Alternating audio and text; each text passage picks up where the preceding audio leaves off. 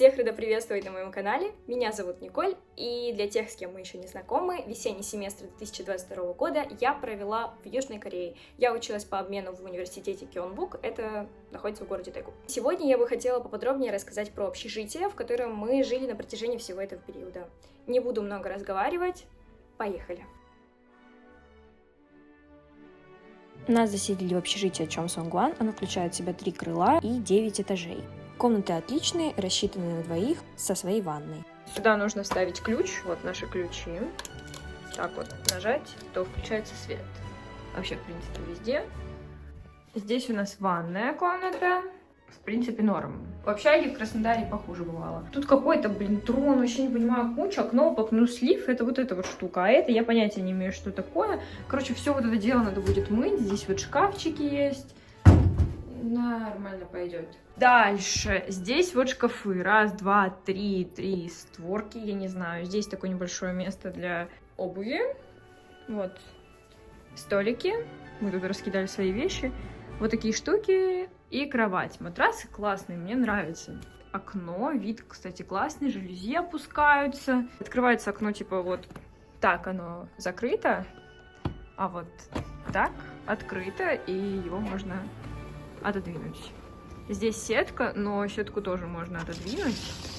И вот вид на мой университет. Так, у Мадины то же самое, тоже кровать, тоже полочки. Есть сплит-система, какая-то штука, не знаю, что это такое. И, в принципе, вот она, наша комната. Я бы хотела сказать пару слов про постельное белье, потому что я обычно привыкла к наволочке, простыне, пододеяльнику. В Корее такого понятия нет, потому что пододеяльник, он сшит, он прошит вместе с одеялом. Это единая такая неотделимая, непоколебимая единица твоей постельной жизни, так сказать. Тоже касается подушек. С простынями вообще отдельная история. Это не какой-то тонкий кусочек ткани, как мы привыкли.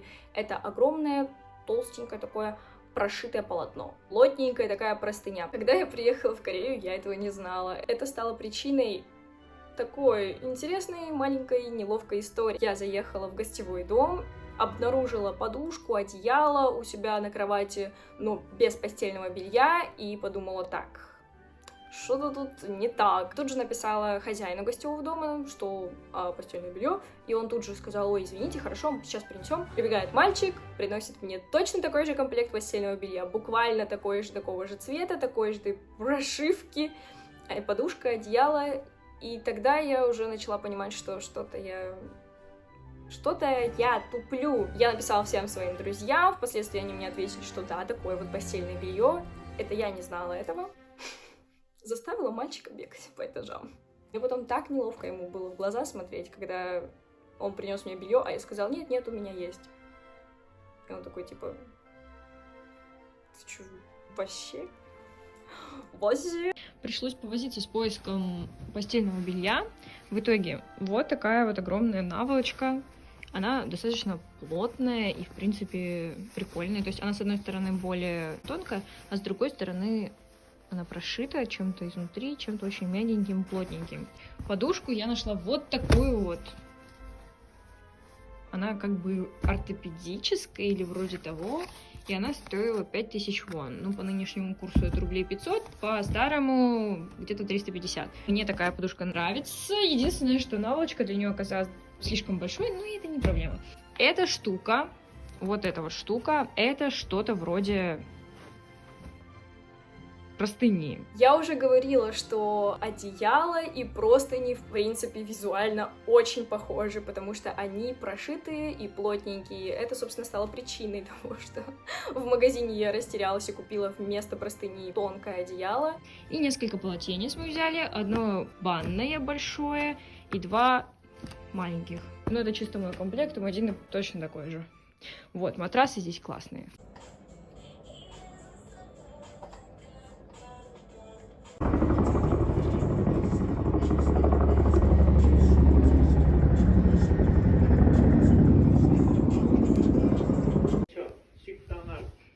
저장이며 배출과 분리수거에 적극 동참하여 주시길 당부드립니다. 감사합니다.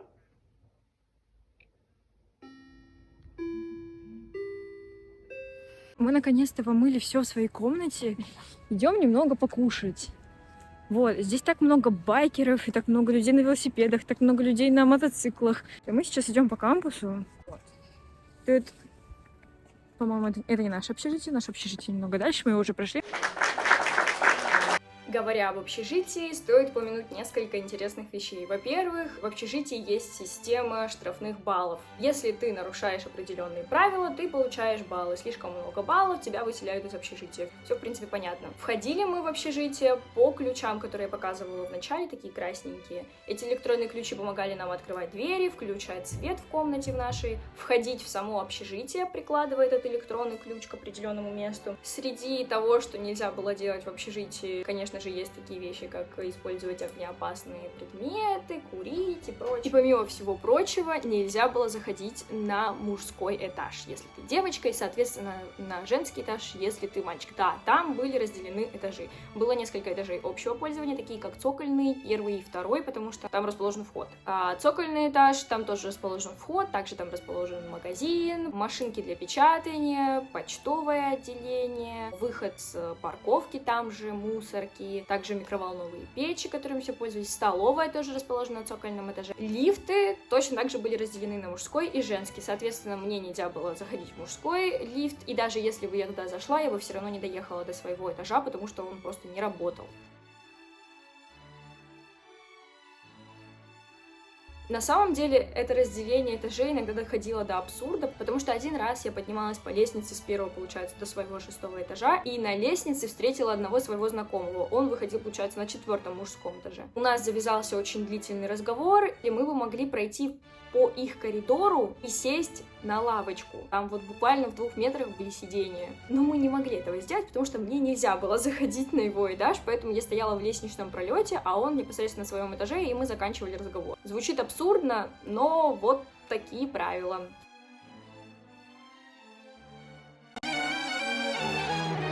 Вот здесь вход в наше общежитие, и помимо всяких примочек типа банкомата, здесь еще есть замечательный красавчик. Красивый мужчина в отличных трусах. Кровь оторвалась. Есть также кафетерия, вот там вот. 24-часовой магазин. Там кафетерия, там уже основной вход. Хотелось бы отдельно пару слов сказать про этот круглосуточный магазин, который располагался прямо на цокольном этаже. Это было мега удобно, потому что в любой момент ты мог спуститься на лифтике на замечательный цокольный этаж, пойти в магазин и купить себе все, что угодно. Единственное, что неудобно, там нельзя расплачиваться наличкой после 12 часов ночи, потому что после 12 часов ночи этот магазин превращается в магазин самообслуживания. Ты можешь туда зайти, если ты вставишь свою банковскую карту в определенное место на входе, считает информацию и откроет двери. Ты быстренько туда забегаешь, собираешь покупочки, прощелкиваешь их как кассир сам себе, расплачиваешься и уходишь. Имея только наличку, ты, соответственно, этого сделать не сможешь, ты туда даже зайти не сможешь. Но в целом это было очень удобно. Про продуктовые магазины я уже много говорила, о том, что там расположены всегда микроволновки, бойлеры с горячей водой, так что ты можешь сам себе там сделать рамен или заварить кофе, хотя горячий кофе или чай, они вообще, в принципе, горячие напитки я не пью, поэтому это не самая популярная, так сказать, продукция в этом магазине, но микроволновками все постоянно пользуются. Из больших минусов в общежитиях нельзя готовить. Ты либо покупаешь еду где-то и приносишь готовую, либо ты покупаешь какую-то еду, которую можно разогреть в микроволновке, например, какой-нибудь рамен или что-то вроде этого. Даже чайники нельзя использовать. Для этого в общежитии есть кулер с холодной и, соответственно, с горячей водой. Так с вами.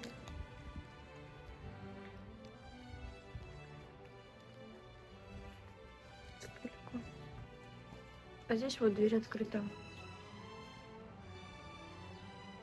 Закат очень красивый вчера был.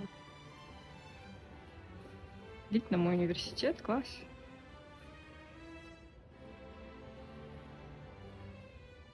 Это просто закатное небо из общежития Чонсонгвана.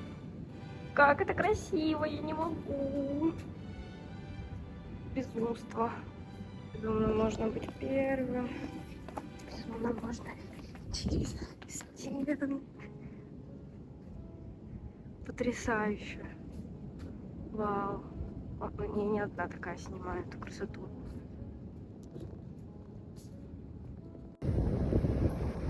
Снимаем вообще все, что только можно. Ай, луна красивая. Эй, все красиво, все такое красивое.